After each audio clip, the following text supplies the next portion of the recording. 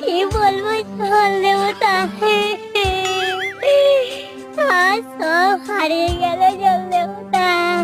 আহা, কাঁদছো কেন বৎস? ও তুমি আমায় বলো, আমি সব ঠিক করে দেবো। কি বলবো জল দেবতা, আমার বউটা পা পিছলে নদীর জলে ডুবে গেছে।